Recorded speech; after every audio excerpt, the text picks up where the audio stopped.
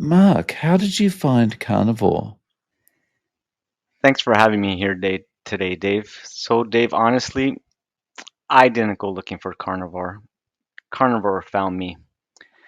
I just wish I would have discovered it earlier, when my cancer journey just began, or somewhere in the middle, and not after reaching stage 4. I truly believe that if I would have known about this sooner, things just would have been different. The cancer wouldn't have progressed so far and gotten so out of control. The treatments and surgeries wouldn't have been so hard on me. Everything would have been more bearable rather than so extreme. Well, we'll have to go back just over 2 years ago. It would have been June 2nd, 2023. I was a wreck, a broken man, no energy, no hope, just overwhelmed, scared, and just mentally and utterly drained. My world was falling apart and my body was failing me. I was just done physically, mentally, and emotionally. That was the day I received my devastating diagnosis of palliative care, incurable, inoperable, terminal stage 4 cancer. Curing was no longer the goal anymore. It was about making what little time that remained as comfortable as possible while minimizing the pain. My cancer started to spread to my side, various lymph nodes throughout my body, with more local reoccurrence. This all happened in just 10 months. I went from stage 1 to stage 4 in a blink of an eye. Sorry to interrupt. Yep, What initial cancer diagnosis was it? it was penile cancer. Right. Very Thank rare. you. Uh, from there were 3 surgeries, chemo, radiation. It all failed to stop this. It just seemed to make the cancer more and more angry and caused it just to spread more and more out of control. The doctors at the time told me I had a year left to live. So I was sent home not to fight, but to make peace and accept this. But something inside me refused to accept this. My gut was telling me this wasn't my end. I tried to listen to the doctors. I really did, but I just couldn't come to terms with it. 5 days later, my amazing wife remembered something that I completely forgotten about. A friend mentioned her uncle, who believed that changing his diet is what led him to beat cancer. But I was in such bad shape after that third surgery, I completely forgotten about it. So we tracked him down. I couldn't drive at this point, so my wife took me there. And here's the wild part. He had no idea it was coming that day. But out of all the times I've seen him, it was the only day he was just standing outside there waiting. It was as if he was waiting for me. He looked at me and asked, "What can he do? How could he help me?" I said, "I'm not sure." I just broke down and just started telling him what I was going through. He saw how sick I was. I was barely able to stand, and yet that man invited me, a complete stranger, into his home. We sat at his kitchen table for just over 2 hours. He survived cancer in the 90s without traditional treatment. He shared his story with me, what he ate, how he lived, how he fought back. I was just completely blown away.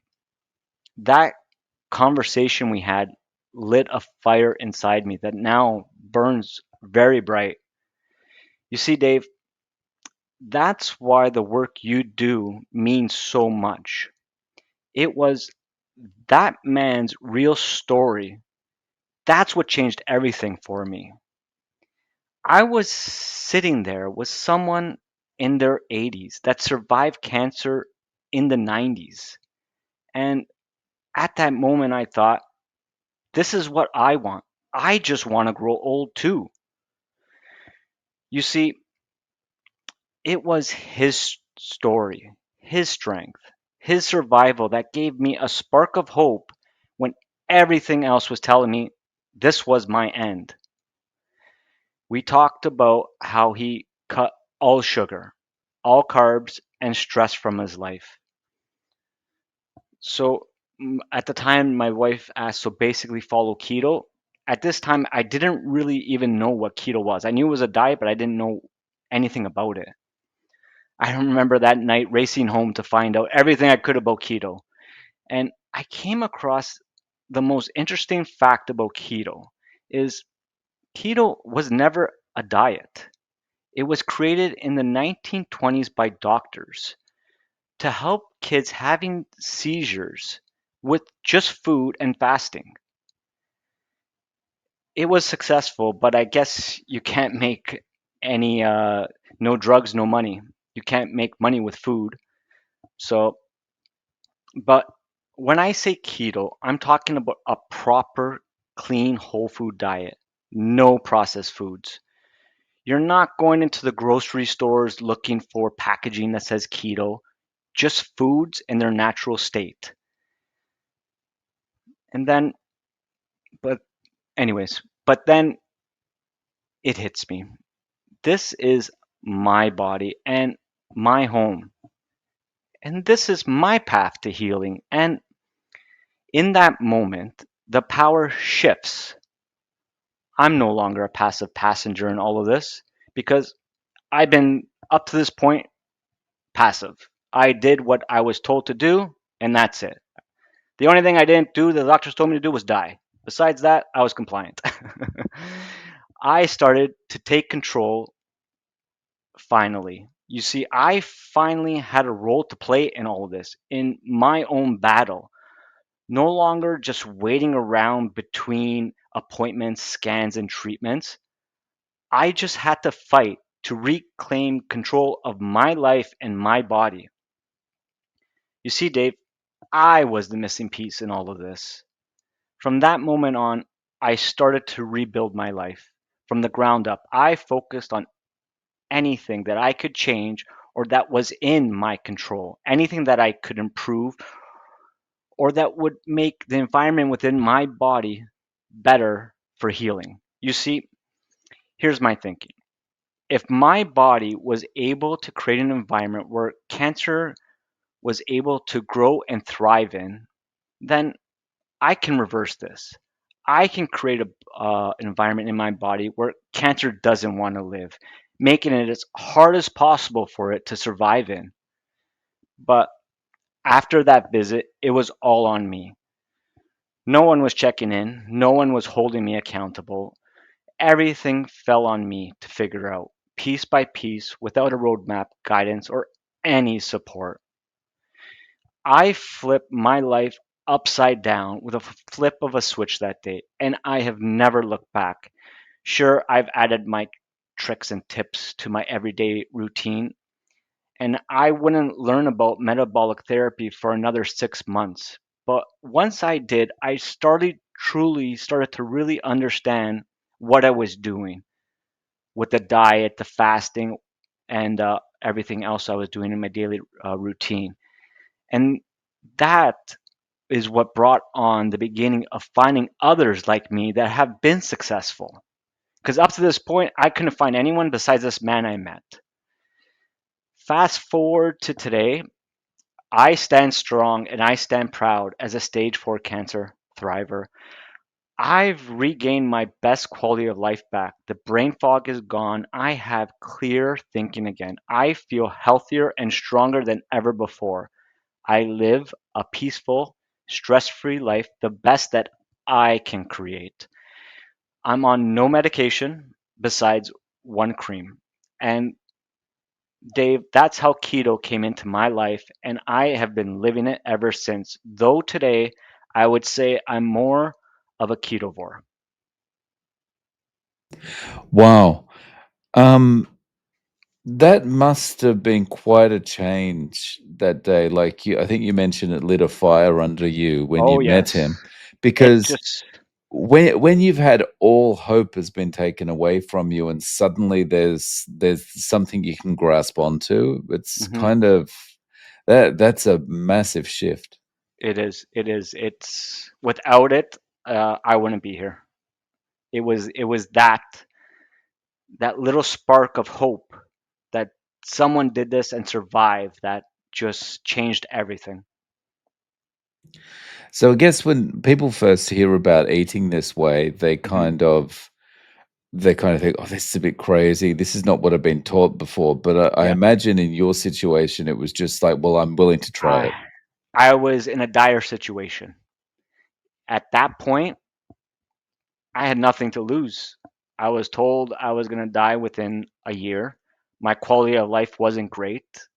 I was at my lowest, my rock bottom. So I was going to try something. It was better than not trying anything at all. So I tried. And seriously, out of everything I've done, the diet's been the easiest part. I have had no issue with the diet. I know what I have to eat. It makes it simpler because I eat a very simple, clean meals. I like to eat at home because I want to control what's being put into my food and what's being added. So seriously, the diet was nothing. But like, if I would have to tell somebody how to get onto this diet, I think I would have problems telling them how to do it because I'm not sure how I would tell them. When I started this, I was at my low. I wasn't hungry. I didn't want to eat. I ate because I knew I had to eat, but besides that, I wasn't hungry. Food didn't taste good. And I love food, but at that time food didn't taste good. So that initial part where you might go through withdrawals or that hard part of keto and stuff like that, I didn't have to face that. It was just I flipped the switch and this is what I'm eating. This is and was what I'm done. It took maybe a week or two to get the hang of it 'cause, you don't realize sugar's in everything that you could possibly think of. But within a week or two, I was good. Yeah. Wow. Um, and so within a week or two, you were good as Mhm. far as with the diet, but when did you start to realize, okay, there's something to this? Like, when did you start to feel better? Okay, so I was told on the Friday my prognosis. The 5 days later would have been Wednesday, which is when I met that incredible man that told me his healing path through dietary and lifestyle changes. It was Saturday. It was only 4 days later. I woke up, and only somebody that has cancer can know this part. Cancer sucks the life out of you, the energy. Like, it just totally drains you. And I woke up that morning and I felt this energy I haven't felt in forever. And who knows what it was or what it was, but that's all I needed. As soon as I felt with that, I ran with it because and I just kept on feeling better and better and better. Yeah. So have you consulted with your doctors as far as are they kind of surprised you're doing so well? Oh yes, they. I guess I'm a fluke. They have no clue. Like, they were very surprised when I turned things around. Um, they. I don't know. I don't think there's really an explanation. They think it might be the medicine, but in my heart, and I know it was my diet and lifestyle changes. I rebuilt my life.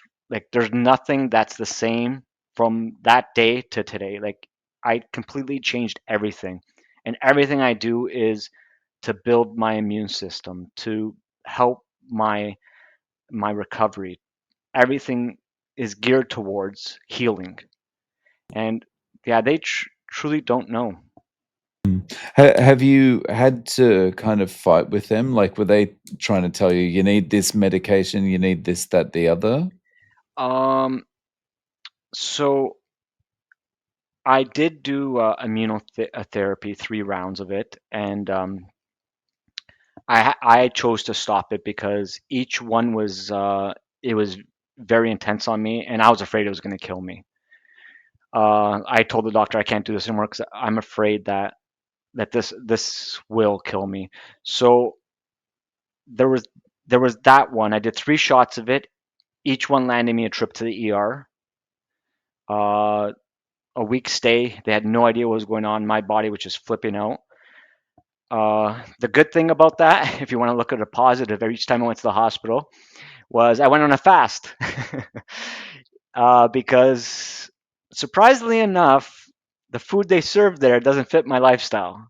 So I would fast until, because I was put into isolation when I was put into hospital because they had no idea where I was going, and I had this huge rash, so I was under quarantine. So it would take my wife about 2 days before she can see me. So then she would bring me some food from home, and then I would eat. But until then, I would just fast. So that actually probably helped me because fasting is extremely important. Um, so when I stopped it, he said, "Okay, we'll take a break," but he urged me to get back onto it as quickly as possible. When we did the scans in September, and when everything started to turn around, and they were just at a loss for words, um, he at that time still urged me to go back onto the treatment, but I wanted no part in it because when you're going through treatment, any cancer treatment, there's a fine line between where they put you with the drugs and medication to you being alive and dead. It's a very thin line. They put you as close as possible. And I was afraid of that. So I decided there's no way. We have positive results. I believe in what I was doing. And I have never done anything, just my diet and lifestyle since that moment. That's awesome. So what's the status of the cancer now? Is it like it's there, but it's not getting any worse, or? So, yes. So in that September scan, everything started to shrink drastically. Spots disappeared. All my lymph nodes started to go shrink down inside. Uh, and it was all positive. And then 3 months later, so we're to December, everything started to continue to shrink in size, continue to disappear. And from that scan, so the 6 month scan, so we had 3 and 6 months. From the 6 month scan, I have been stable. There has been no change or anything that has been different since that time for when they look at the scans.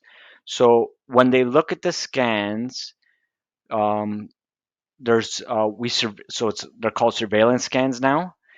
We are surveillancing markers, and out of the markers, there's 7 lymph nodes that they look at, and there's the one tumor, and everything has not changed since December 2023.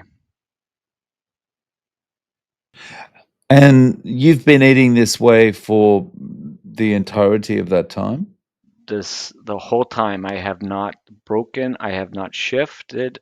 No matter what somebody has told me, I will not bend. I believe this with my heart and my soul. This is what saved my life. And the doctors are just kinda nonplussed. They're like, "Oh, well, I Oh, but guess it was the medication from before." yeah, like seriously, I tried to get them involved. I seriously tried. I brought like I was frantic. I was at wit's end. I want to try anything. I would run in there with papers. How about if I do this? How about if I do this? And everything was dismissed. Everything was it's not evidence based. There's no clinical trials on this. It doesn't matter what you do. I always ask, what if I should be eating or doing something? And the response was always just eat and do whatever makes you happy. I tried to tell them, listen, I changed my diet. I cut out all sugar. Um, and they just didn't want to hear it. The doctor said, "Oh, the Warburg effect," and all he said was his only advice was don't lose weight because their fear is if I lost weight, they're I don't know they're always worried about losing weight when you have cancer. So that's was his only suggestion, only concern. Besides that, he didn't want to hear it or have any part in it. Wow. From some angles, as I hear you talk about it, I can understand the doctors being a little bit like that because I probably, completely understand. Yes. you know, with every diagnosis, every patient is probably, "What about this? What about this? What about this?" Yeah, So I they know. Yeah, get I know. I know. they We're get in fight or so flight. they just shut everything down, right, Yes. Yeah. automatically. I know. But, I know. but also it is in 2025, it's a little bit scary that they don't think about diet at all. It's crazy. It's crazy. And you know what? They have no problem shutting it down, but most of them are not even educated in nutrition. They might have a small little, it's a piece of one course out of their whole education. So the way they just dismiss it is just it's mind-boggling. Like the when I start to turn things around, like people don't survive stage 4. It's not a common thing.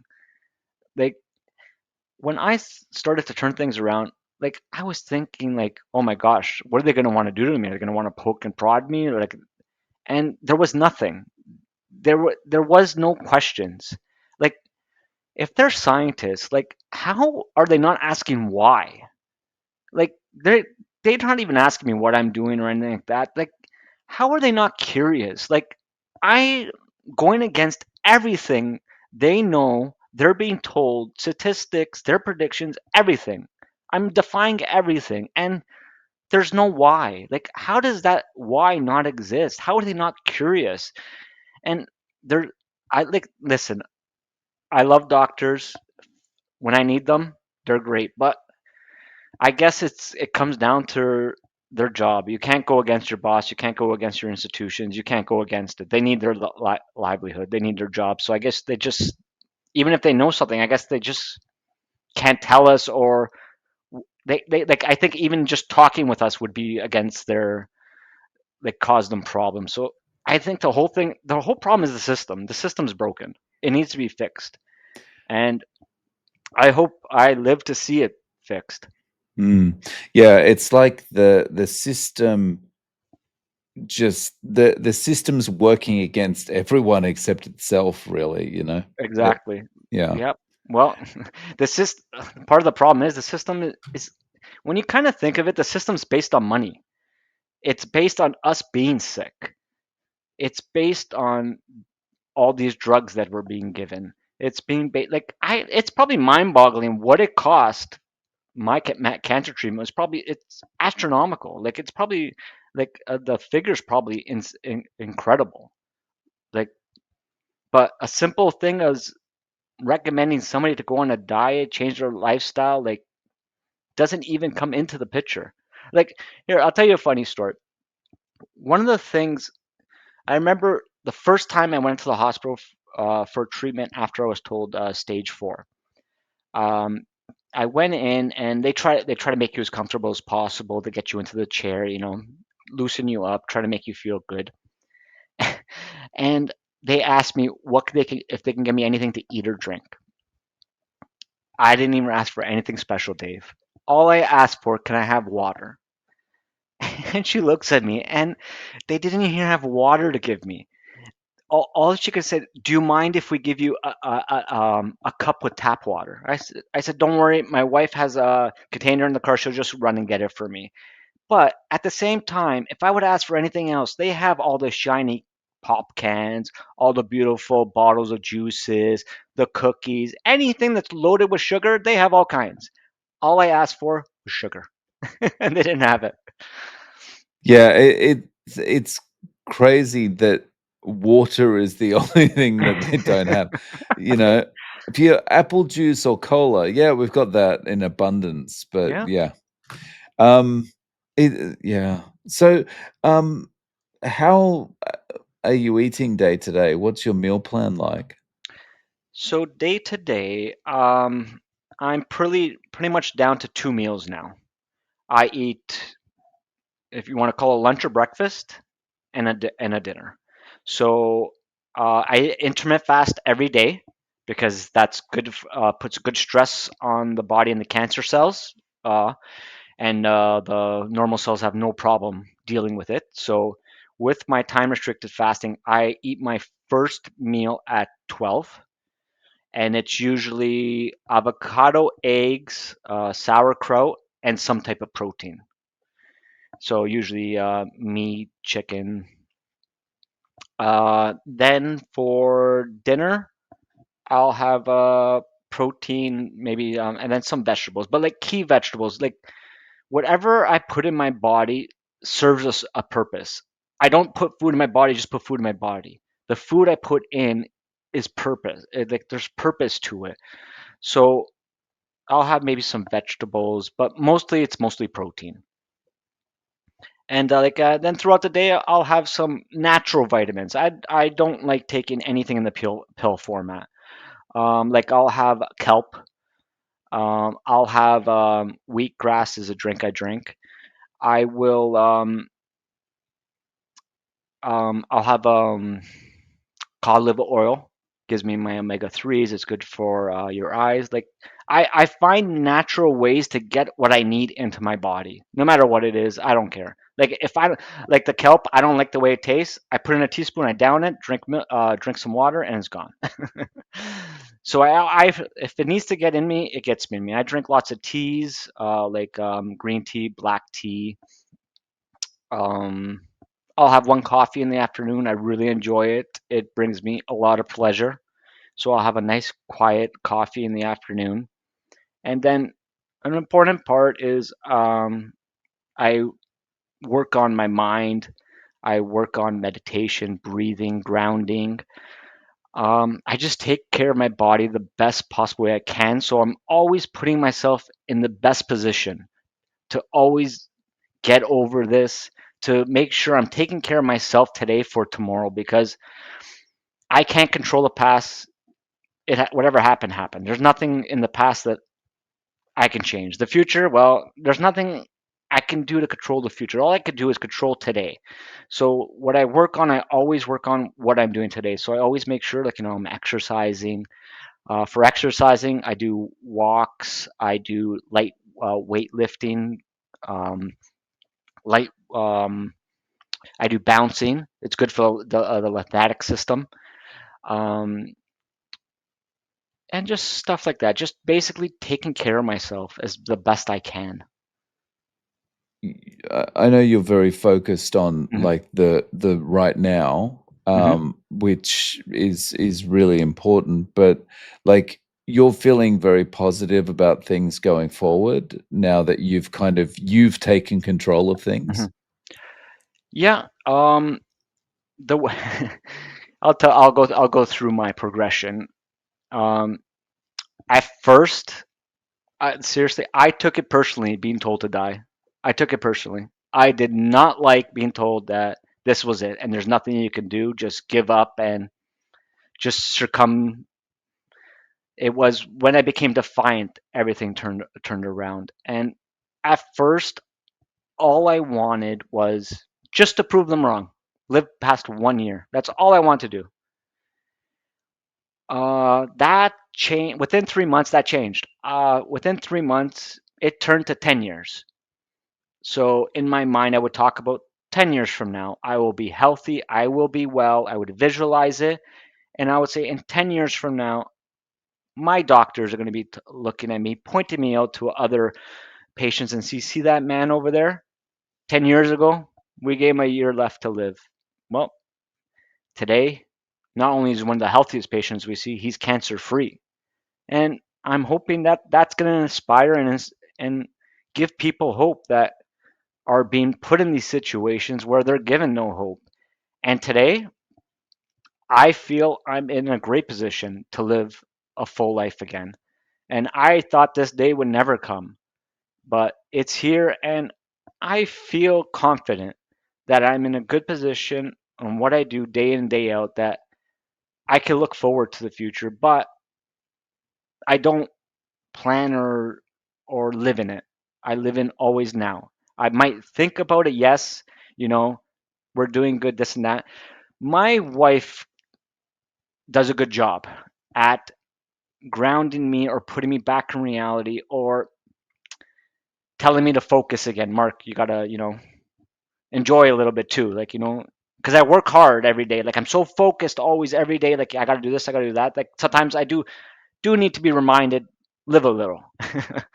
So that, yeah, she does a good job at that. But I truly believe that as time goes on, I will live a good life. And I hope to survive as long as possible, be here for my family, my wife, my kids, because they're who I fight for. I I fight very hard every day for them. They are my fuel, they're my inspiration, and because of them, I feel that I have a good opportunity to keep on defying these odds. Because just this June, I passed 2 years.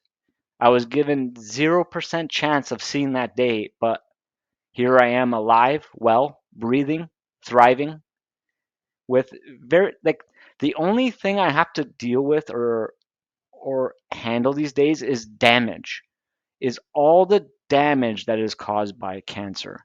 So that's what I have to deal with on a daily basis. But I have a good handle on it. I know what I kind of have to do. I know my limits. I know how far I could push myself. I know that I need to take breaks. I know like what I need to do to alleviate when things flare up. So with that, but I would never complain. It's just collateral damage on me getting here today, being alive, well, and I'm living. So you can't. There's nothing wrong with being alive in life. That's all I fight for. Yeah. Um, so how is your wife and your kids doing now that things are not anywhere like they were 2 years ago, like, often Hmm. the people around us, when you're sick with anything, I feel like it's terrible for you, but I think in some ways it can often be worse for the people around you because they feel like they've got even less control of what's happening. They're just standing there like they can't do anything for you. So how are they doing now? They're doing good. My kids are younger, so we really try to limit what they knew or what we would share with them. They knew I had cancer. They knew I was going through it, but they we never we hid it really well from them. Um, there was long stretches I was in the hospital. That was hard on them. It wasn't easy. If anybody was put through this more than I was, it was my wife. What this puts them through and what I've gone through, I'm sure aged her. And it's not easy. Like I'm sure it's incredibly hard. Like even when like a lot of it I always had a good mindset.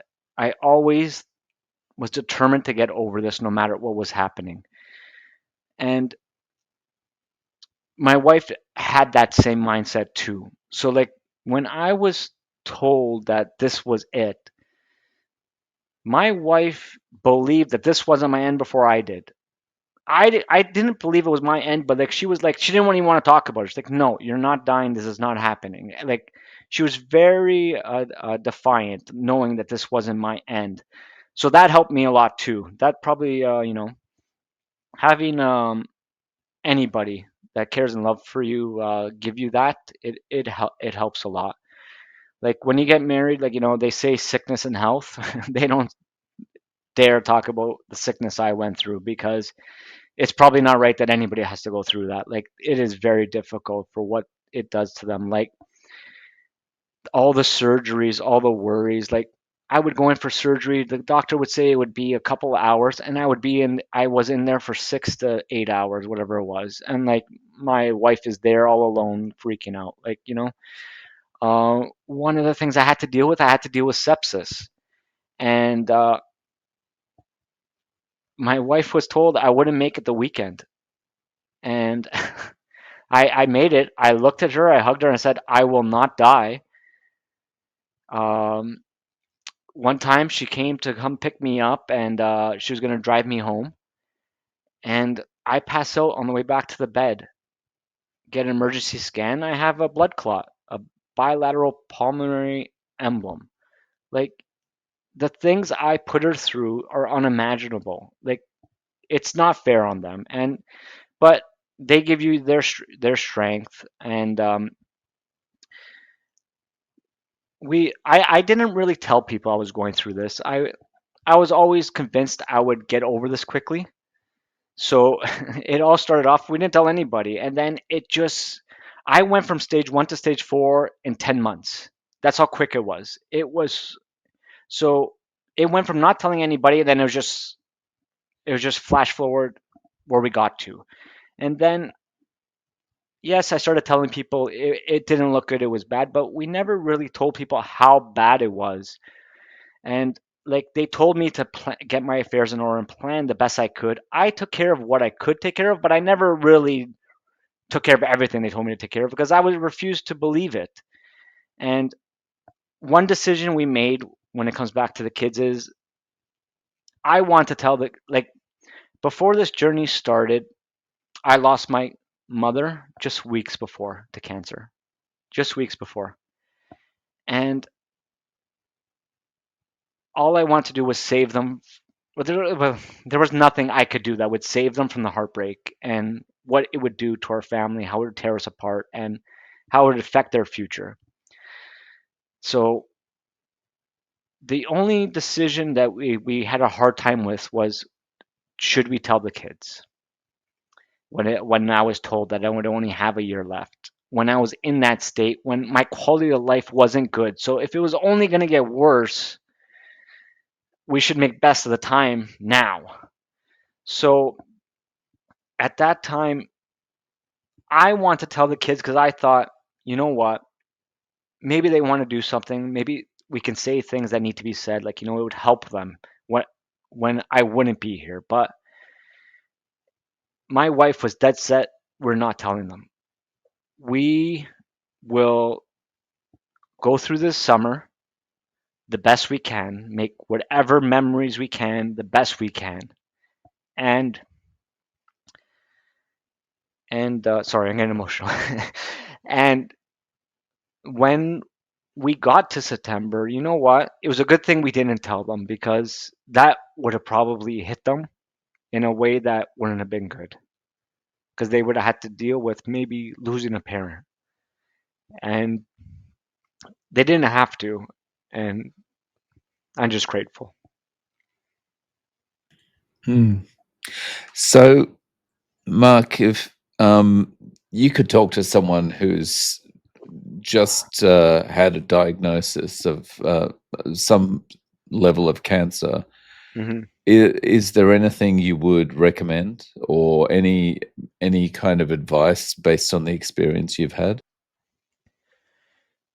For me, if they would truly come to me, I wouldn't push my thoughts or ways on somebody, because I truly believe somebody has to be willing. Like, they have to reach a point where they're willing to try. They have There's a belief that has to be there. You have to like, I believe in this with my heart and soul. Like, there has to be some type of belief there. Like, or else, because you're not going to believe it. You're going to think that, oh no, what's this guy talking about? This and that. Like, so if somebody would come to me and say, Mark, help me, I would tell them everything I know, everything I've done. I would say, don't put your full faith and hope into the healthcare system. Don't. You need to throw everything you can at this. It can go from them telling you they have it under control, everything's going to be fine on multiple occasions, and it turning into a disaster, stage 4. And it happens quickly. Like there was one point I didn't have a tumor in November. February 1st, I had emergency surgery, and that tumor was bigger than the size of a softball. So cancer comes out of nowhere and it grows out of control. So for me, I would not take it lightly. I would throw everything I can at it. I would look at people that had my type of cancer. Unfortunately for me, there wasn't anybody. So um, for me, what I did was because I had a rare case of cancer, um, there was no data. They really had no idea how to what to try, what to do, why my body was reacting the way it was, why my cancer was doing what it was doing. So it made it very hard. And they were honest with me. I was very appreciative they were honest with me about that part. So for them, they didn't know. And I remember a doctor saying that because there's no data, they are following what they would do to a woman who had breast cancer where it metastasized to her lymph nodes. So when I went to go looking for information, once I knew how to look for it, because it took a long time, I stopped looking at the internet from when I decided to change my life into a video in November. I did not look at it because I couldn't find anything. All I found was bad news. You're gonna die. There's no hope. There's no statistics. I couldn't find anything until I found metabolic therapy and I found others. And then once you learn how to find information, then all of a sudden all this information just starts appearing. It's pretty remarkable. And when I found it, so then I started looking at, okay, what I would look into, what would a woman do that had breast cancer that metastasized to her lymph nodes? And that's where I would go with that. So I would find them. And that's how I found bouncing. Bouncing came from them because it's a lymphatic exercise that helps move the lymphatic fluid in your body. So you take, I didn't want to listen to the doctors anymore. I listened and changed my life listening to people that have gone through this, that have followed this path and journey on their own. And I took inspiration in their wisdom. I learned their tips and trades. I learned, okay, I like that. I try, like, there's stuff I try, I don't like it, I won't do it. There's stuff that I try works well, it's added to my daily routine. And there's things maybe I can't do everything, so I do things on certain days.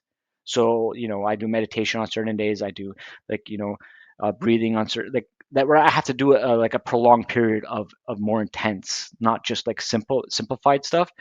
So I would just be opened because you're given no hope. You're given nothing.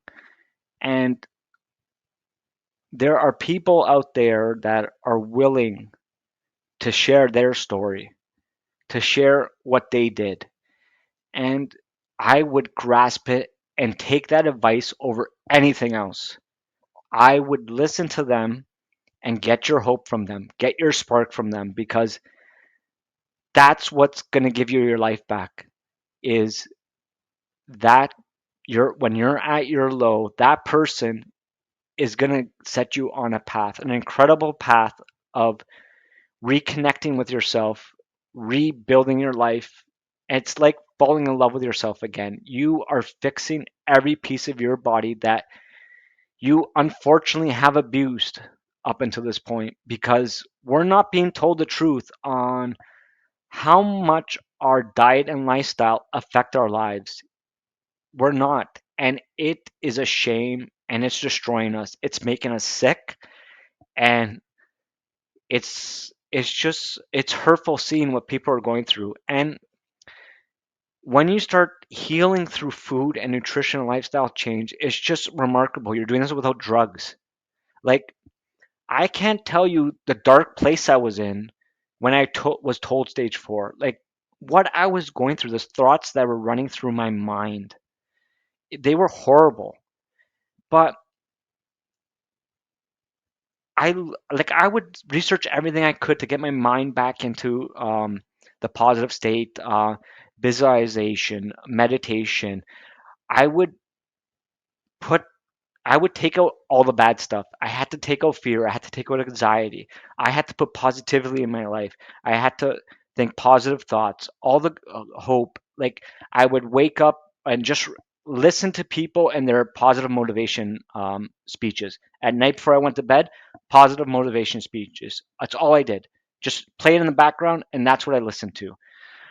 And that's what helps you. It's at that low where you get when you're listening, truly listening to somebody. And that's what's going to save you. It's going to help you. It's going to bring you back because because it's those lies that are keeping us here. Like, not only is it like it helps people with stage 2 diabetes, it helps people with their mental health, it helps people getting over these chronic illnesses without medicine. Like, they're getting over it with food.